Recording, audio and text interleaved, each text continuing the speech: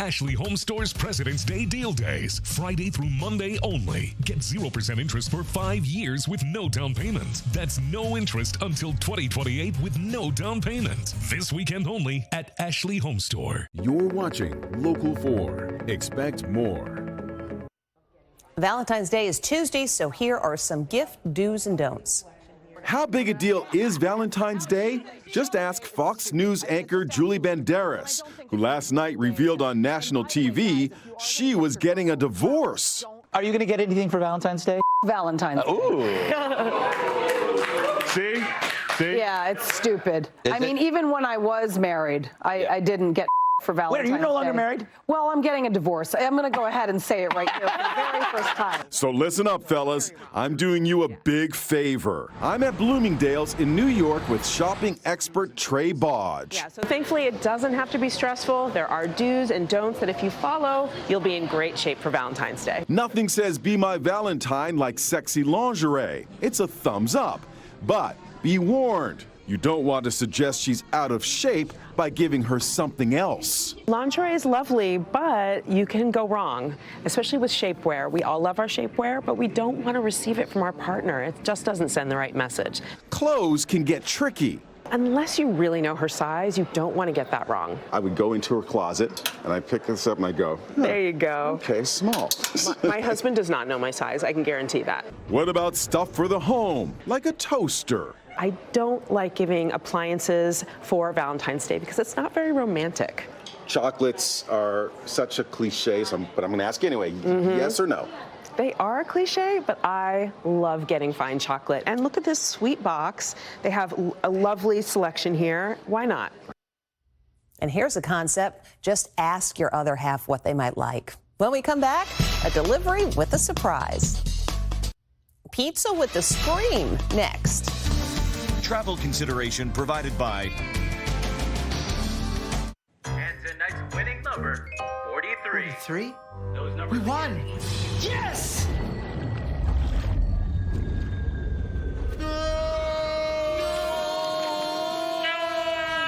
Quick, the quicker picker-upper.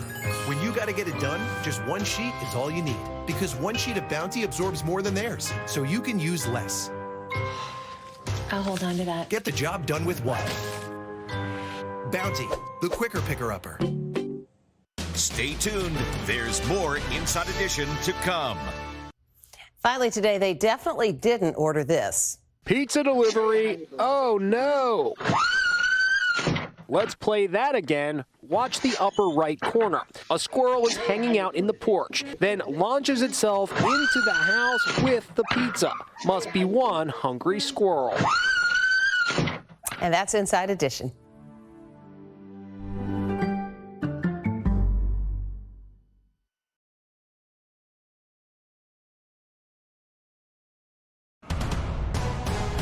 Local 4 News starts now with a breaking news alert. We are following breaking news from Alaska, where a U.S. military jet shot down an unknown object flying just off the American coast. The White House says President Biden ordered it shot down because it was flying at about 40,000 feet and posed a reasonable threat to the safety of civilian flights. The object described as roughly the size of a small car. Now, that is much smaller than the suspected Chinese spy balloon that was downed by the Air Force last Saturday. The White House is drawing distinctions between the two incidents, but could not say if today's object contained any surveillance equipment. We will keep following developments on that as we learn more. Our other top story here at 5, brand new developments in the case against Torian Hudson. Good evening. I'm Devin Skillion. I'm Kimberly Gill. If Hudson's name doesn't ring a bell, here's a little bit of background on him. Hudson was arrested in December after police say he shot a woman in the neck. A judge then lowered his bond, allowing him to go free despite being accused of such a violent crime. Then, while free on bond, he was arrested again, accused of beating the mother of his child. Sean Lay joins us live tonight following Hudson's appearance in court today. Sean, was bond brought up at all? Not in this particular case because he does not have a bond right now. It's a controversial case, and we continue to follow it very closely. It highlights an issue here at 36th District Court of some judges lowering bond and some accused violent offenders getting out. We continue to closely follow the disturbing case of Torian Hudson. We sat down with a 19-year-old girl who just got out of the hospital. Police say Hudson picked her at random at a gas station, shot her in the neck, and robbed her. The girl and her mother were shocked when a judge actually lowered Hudson's bond and he was out of jail. Mother Keita Moore says judges' decisions on bond have real impacts on families. Why would you let him out to victimize someone else? And if this was your child, would the circumstances be different? And while out on bond, police say Hudson did go on the attack again, beating the young mother of his child who is expecting. Prosecutors say while Hudson had the girl down on the floor, he allegedly poured cleaning products on her face. Hudson's bond was then revoked. Today, this hearing before 36th District Court Judge Kenneth King. He did not address Hudson's bond, making sure he remains locked up. Hudson's mother is believed to have used a bail bond service to get her son out the last time. Today, she interrupted Judge King's courtroom, coming on via Zoom and trying to make the case that her son is not a violent offender, despite police and prosecutors saying he has attacked 3 women in a matter of weeks. I was just wanted to let you know that he's not a menace out here. Bottom line, no bond again for Hudson. He's back at the Wayne County Jail. He is asking for a competency exam when he appears next time in a couple of weeks. Kimberly? You mentioned there are 3 separate alleged attacks. Is he charged in all of those? The very first one, police believe a woman was shot, but she is too terrified right now to come forward and help police with that case, so there are no charges filed in that one. Understandably so. Okay, Sean, thanks. Happening right now, the city of Flint is under a boil water order tonight after a major water main break. City's mayor says the order is going to stay in place until at least Monday. Tests will be performed throughout the weekend. The break on the 24-inch line is also causing a drop in water pressure. There is no word, though, yet on exactly what caused the break. Well, it's been a problem that's gone unchecked for years, and tonight a group is working to keep the city of Detroit honest when it comes to property tax assessments. They are doing it by trying to make it as easy as possible for residents to file an appeal. Grant Herms live tonight with how this will work and what the city is saying about it. Grant? Well, Devin, Kimberly, Detroiters are still reeling from that discovery a few years ago that we had been overpaying and been overtaxed to the tune of $600 million. This group has developed a new app available for everybody in Detroit to make sure that they are not being overtaxed anymore. For years, Detroit residents have struggled with property tax assessments that were too high. People like Tahira Ahmad, who had been paying taxes on her home and her late mother's home. I pinched, I crocheted, I made my hat, I made my earrings, and I just did all I could to make extra money to pay those extra over taxation. And that high cost was just too high. All total is $15,000. Do you have that kind of money? Their homes, welcome to search. So she turned to a group called the Coalition for Property Tax Justice and their app, now available for all Detroiters, helping her appeal to the city. The process is easy. Just enter your address. The app then shows other properties around you. You select the ones that best match your home, and the app creates a side-by-side comparison and a document that a homeowner can turn over to the city to back them up. The coalition estimates more than 1 in 10 Detroiters are being overtaxed, with devastating consequences. Homeowner, when people's property taxes are too high and they're not able to pay those taxes, it can force them into property tax foreclosure. So we're seeing that right now. We're seeing staggering numbers of property tax foreclosure. The city says there's no need for the app. They already have a strong tax appeal system that's open to everyone. If I had my wish, every single property owner in the city of Detroit would go through the assessor's review. I want people to come to the assessor's review. It will put to rest questions on how fair and open the process is.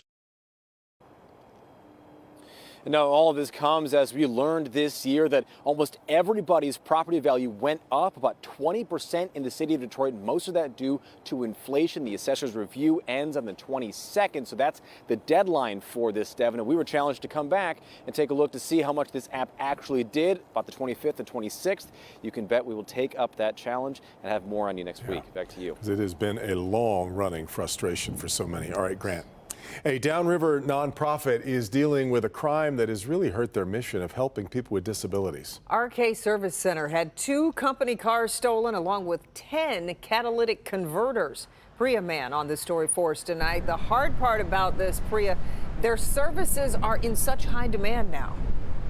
Yeah, that's right. And these thieves are targeting our most vulnerable. You know, every day, RK Incorporated picks up developmentally disabled people and then transports them to various jobs and opportunities, as well as programs here at their Southgate location. In fact, today, there was a Valentine's Day celebration going on. A lot of love inside, not so much love out here in the parking lot. This is where passenger vans and catalytic converters are being stolen, not once, not twice, dozens of times, and this has been happening for months. To steal from handicapped people, I mean, that's pretty low. Thieves have been taking catalytic converters and even vans from a nonprofit in Southgate. It hurts.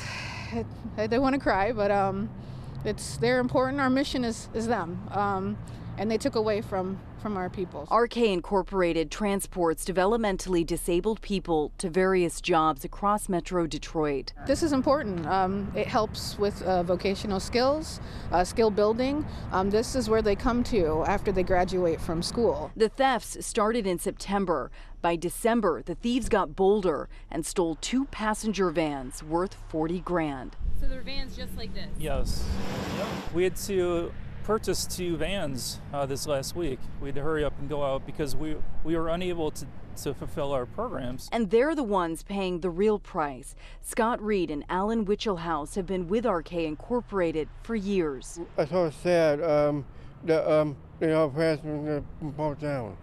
He said that the vans broke down. They like to go bowling. We have league every Tuesday, bowling league. So they look forward to that, and we did have to cancel that. And that makes you feel sad? Yes. Yeah? Yeah. This month alone, 4 catalytic converters were stolen. Please stop. You're targeting the most vulnerable population. We're going to work a little smarter now. Hopefully we'll catch you down the road. And the nonprofit says they will now have to spend money on more cameras, more lighting, even possibly putting up a fence around this parking lot. They've also launched a GoFundMe account. We've got all of that information up on clickondetroit.com. Police are investigating. Reporting live tonight in Southgate, I'm Priya Mann, Local 4. It's frustrating and disgusting that someone would do that, Priya. We appreciate your story tonight. Spotlight back on former Vice President Mike Pence tonight as he now finds himself at the center of 2 big investigations. The former vice president has now been subpoenaed by the special counsel investigating former President Trump. Pence is now the highest level person known to be subpoenaed as part of the probe into Donald Trump's role in the January 6th Capitol attack. That comes amid new developments in the investigation into the former vice president's handling of classified documents. The FBI conducting another search today at his home in Indiana. They are looking for information that Pence singularly has. One advisor says 1 more classified document was found at Pence's home today, adding to what he calls a small number of documents that were found at the home last month. Okay, let's get to forewarned weather now as we take a live look outside from our Metro Airport sky cam. Nice shot there. Lovely sky, yeah, right? The temperatures kind of back to reality a little bit after a few unseasonably warm days here. And I tell you, we can handle the cooler temperatures as long as we get to see a little bit of sunshine. Exactly right. Let's get to Brandon Rue, who's in for Kim Adams tonight. Brandon. Good Friday afternoon, evening. Hope everybody's well. I don't know if you saw it earlier, first at 4, but Tim the Eagle Pamplin out reporting on the snow that they're making down at Hart Plaza. So something that you can look forward to this weekend, even though Mother Nature will be fighting against the snow. We've got temperatures right now that have been falling. We do have some parts of the area that are seeing a few flakes. Low to middle 30s with that west-northwest wind keeping wind chills middle upper 20s. Most of the area, A-OK, exact track 4D radar, but you see some of these snow showers, mainly north of M59, moving basically northwest to southeast or almost west to east across portions of Lapeer, St. Clair counties, northern Oakland, Macomb, seeing a couple of flakes and flurries.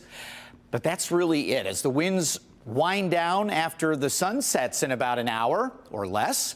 We will see fewer flakes and cooling temperatures overnight. But what about your weekend? Super Bowl weekend sun or a super bust? You can find out on the Forewarned Weather app if you're heading out right now. Brandon hinted at it. In fact, something pretty unusual happening right now in Hart Plaza. Take a look at live pictures right here on the ground this time. So why are truckloads full of snow being brought in when it's close to 40 degrees outside? We'll have a closer look at this. Also delayed for months. Why a high-profile case on the west side of the state suddenly got pushed back to the fall. Megan. You may have seen this photo online or in the latest Sports Illustrated. And tonight we show you how it's connected to a swimmer who broke several records at this Oakland County high school.